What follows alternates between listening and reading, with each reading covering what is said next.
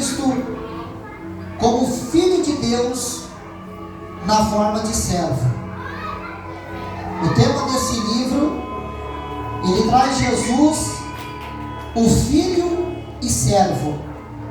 Dentro da cristologia, ele traz como servo que vem para servir e sofrer. O livro de Mateus também apresenta o mesmo texto a qual nós lemos.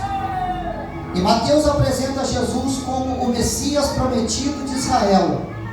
Traz o tema que ele é o Messias e o Rei. A sua cristologia em Mateus ela traz como o soberano que vem para reinar e governar. Lucas também, ele escreve sobre esta passagem no Getsemane. E o livro de Lucas apresenta Jesus Cristo como o Filho do Homem.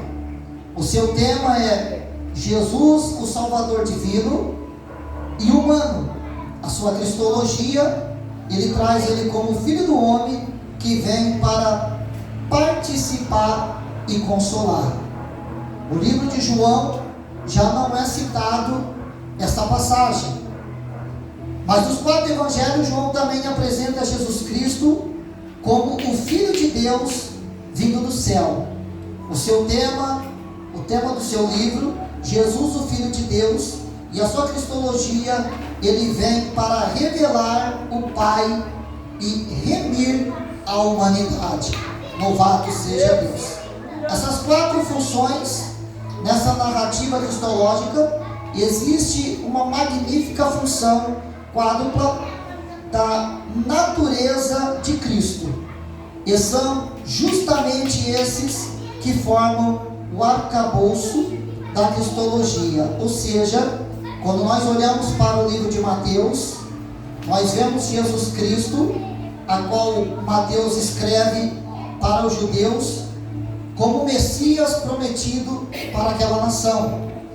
E quando a gente olhamos para o livro de Marcos, nós vemos que Marcos agora ele vai escrever para os romanos. E ele apresenta Jesus como o Filho de Deus e servo, como aquele que veio para servir e dar a sua vida em resgate às nossas vidas.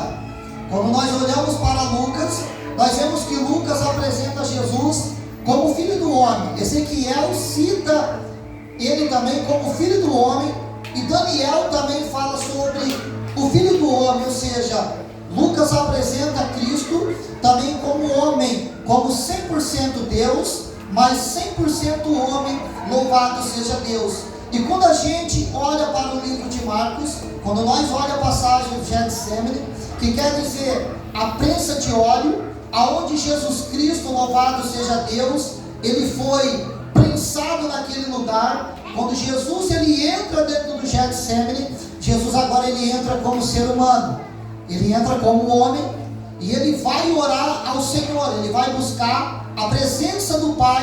Louvado seja Deus. Ele vai pedir para que o Pai afastasse dele aquele cálice. E que cálice seria esse que Jesus ele pede? Será que Jesus estava dizendo: olha, eu não quero morrer, eu não quero passar pela morte, eu não quero sofrer o que eu vou sofrer? Será que Jesus estava dizendo isso para o Pai?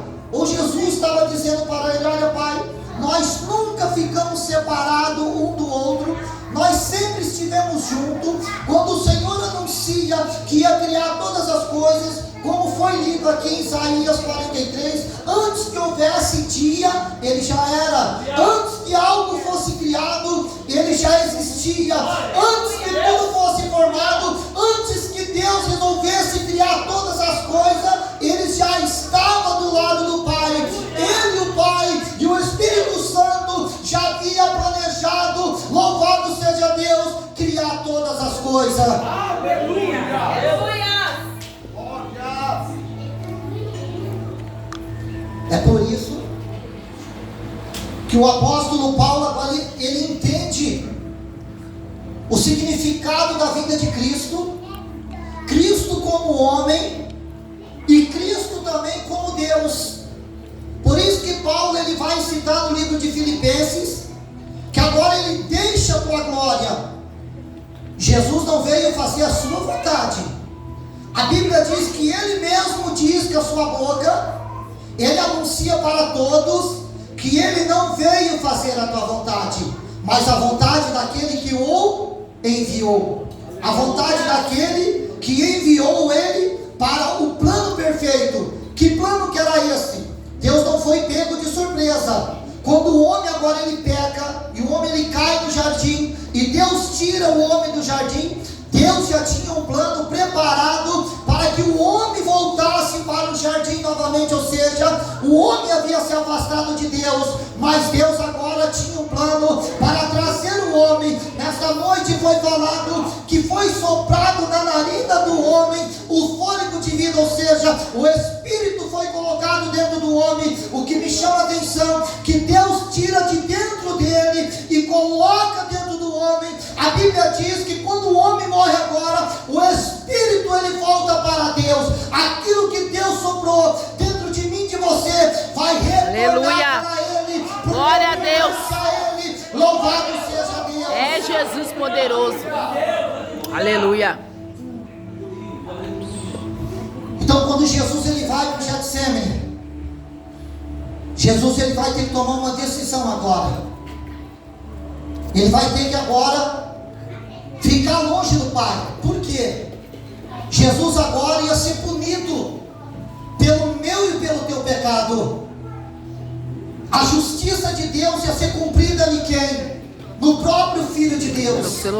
Aquele que não pecou, aquele que não se achou engano na sua boca, aquele que não cometeu pecado, vai se fazer pecado por mim e por você. Ele vai morrer pela minha e pela tua vida. Ele diz que se a semente cair no chão e não morrer, não tem como ela dar fruto. Jesus falou: olha, se eu não morrer e ressuscitar, não tem como dar fruto. Aleluia. A minha obra, louvado seja Deus. Ele disse: eu tenho que morrer, louvado seja o nome do Senhor. Mas é chegado o momento agora que Ele vai se entregar, porque ninguém tirou a vida, Ele mesmo deu a sua vida. Ele disse: olha, eu dou a vida e eu mesmo vou tornar a vida. Louvado seja Deus. Glória a Deus. Glória a Deus. E agora Ele vai orar. E foi falado nesta noite que quando nós oramos, o Senhor responde. Que quando nós clamamos, há resposta de Deus para a nossa vida. Mas eu te faço uma pergunta: quantas vezes você orou e Deus não te respondeu? Quantas vezes você clamou a Deus e não houve resposta? Quantas vezes você gemeu na presença do Senhor e Deus ficou calado? Por isso que o profeta disse que bem-aventurado aquele que espera no Senhor em silêncio. Louvado seja Deus. Então Marcos cita ele como servo sofredor. A Bíblia diz que quando Jesus ele entra naquele lugar, que ele começa a orar, uma opressão enorme, maligna vem sobre aquele lugar contra a vida dele. Eu vou acreditar desta maneira, não diz a Bíblia, mas eu creio desta forma pelo que também está escrito na Bíblia, que Jesus agora, ele entra numa luta espiritual muito grande contra a hoste maligna do adversário. Porque se nós olhar toda a trajetória de Cristo, o adversário queria que Jesus de toda maneira ele blasfemasse contra Deus. Ele queria que Jesus desistisse, que ele não fosse para a cruz. Louvado seja o nome do Senhor. E quando Jesus entra naquele jardim, é uma decisão que ele tem que tomar. Ele vai orar ao Pai, mas o Pai não vai responder. Jesus poderoso. Sabe o que Deus está dizendo nessa noite? Que há um momento na minha e na tua vida que Deus não vai responder a nossa oração. Não é momento de Deus responder. É momento da gente continuar confiando no Senhor. É momento da gente continuar acreditando naquilo que Deus ele planejou para mim e para a tua vida. Havia um plano sobre a vida daquele homem, porque ele era 100% homem, ele era 100% Deus. Havia um plano para mim e para a tua vida, e há momento que esse plano de Deus ele vai fazer silêncio, ele não vai responder em você, mas ele vai continuar olhando por mim e por você. Louvado seja Deus. Aleluia. Sabe por quê? quê, irmão? Porque boa, perfeita e agradável é a vontade do Senhor para todos aqueles que esperam, que amam o Senhor. Então não adianta eu e você entrar em desespero quando não há resposta do Senhor. Não adianta você entrar em desespero quando Deus não responde. Porque quando Deus não responde, é porque Deus está preparando algo tão grande para mim, para a tua vida, que quando Ele entregar na minha, na tua mão, quando Jesus Ele ora, Pai, afasta esse cálice de mim, ou seja, Pai, afasta essa separação entre o Senhor e eu. É por isso que na cruz, quando Jesus Ele está na cruz, Ele diz: Deus meu, por que me desamparaste? Deus nunca desamparou Ele, Deus nunca vai desamparar eu e você nesta noite. Sempre haverá o socorro do Senhor, na hora e no momento certo, para mim e para a tua vida. Louvado seja Deus. Glória a Deus.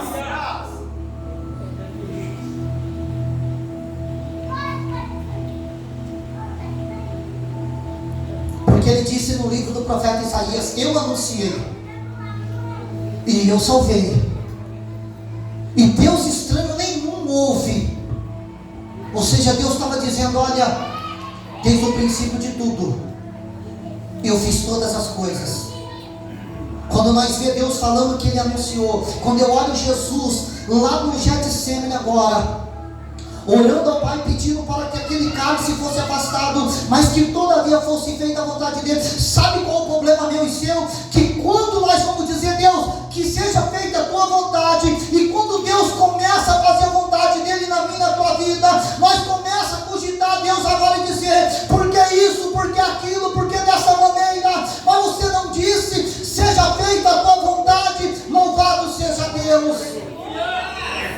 Você acha que Deus Ele vai falhar no plano na tua vida? Pai eterno. Você acha que Deus vai errar na tua trajetória? Deus nunca vai errar na minha, na tua vida. Muitas vezes somos nós que desistimos da vontade de Deus, porque nós queremos fazer a nossa vontade e não a vontade do Senhor. E agora no livro de Marcos Ele se apresenta como o servo. Paulo diz que ele não usurpou ser como Deus, não quis por usurpação ser como Deus, antes aniquilou-se a si mesmo, se esvaziou dele mesmo, ou seja, deixou toda a tua glória, desceu nesta terra, passou uma humilhação dele, se fazendo homem, sendo humilhado pelo próprio homem, mas tendo compaixão do homem que ele criou. Louvado seja Deus. Sabe o que Deus está dizendo? Nada que eu e você fizer vai fazer Deus amar eu e você. Deus não ama nós pelo que nós fazemos, Ele ama nós porque Ele ama nós. Independente do que eu e você façam, deixa de fazer para Ele, Ele vai continuar amando eu e você. Louvado seja Deus. Não é você jejuando, orando 4, 5, 10 horas que Deus vai te amar mais. A Bíblia diz que Ele amou o mundo de tal maneira. Imagina o que tinha naquela época no mundo, como que as pessoas andavam. E Ele diz que Ele amou o mundo. Eu tenho certeza que quando Deus Ele manda Noé construir a arca e vem a justiça dele, eu imagino como Deus não sofreu naquele momento, porque a sua criação não quis se arrepender, não quis entender que Ele só queria uma coisa do ser humano naquele período: cuidar do ser humano. O ser humano prefere viver ele mesmo, a preferência dele é viver a maneira dele, do que deixar Deus cuidar. Você já parou para pensar nessa noite que quem cuida de mim, de você, é o próprio Deus? Quem sustenta eu e você é Deus, quem abre a porta é Deus, quem faz é Deus. Tudo que acontece na minha, na tua vida é o Senhor. Louvado. Independente de você orar ou deixar de orar, o Senhor Ele cuida do que são seus. Louvado seja Deus. Deus sabia que o povo lá no deserto ia murmurar contra Ele, mas Ele mandou maná. Ele sabia que o povo ia ser desobediente, Ele fez com que o sapato crescesse no pé deles, que não envelhecesse as roupas.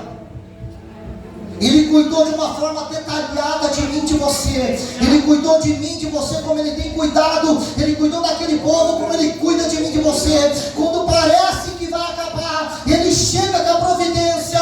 Eles não tinham o que comer, Ele mandou maná, não tinha água, saiu da rocha. Louvado seja Deus. Mas o filho dele vai orar, e ele vai fazer silêncio.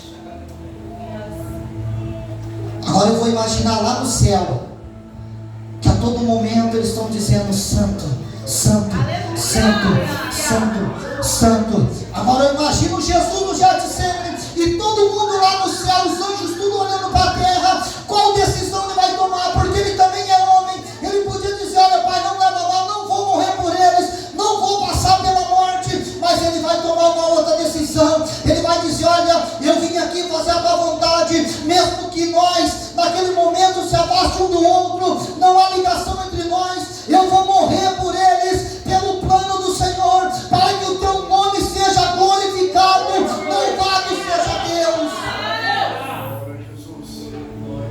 É por isso que em João ele vai dizer: glorifica, Pai, com aquela glória que eu tinha lá no começo de tudo. E ele fala assim: olha, filho, eu já te glorifiquei. Palavra de incentivo: e eu te glorifiquei, filho. Pode ir até a cruz. A cruz